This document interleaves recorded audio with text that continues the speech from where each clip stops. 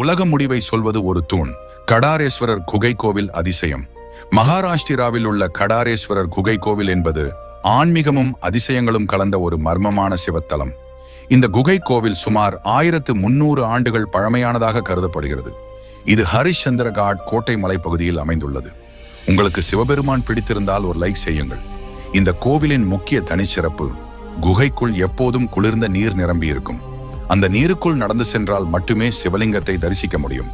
நடுவில் உள்ள தூண்கள் கோவிலின் சக்தியை தாங்கிக் கொண்டிருக்கின்றன என்று பக்தர்கள் நம்புகின்றனர்.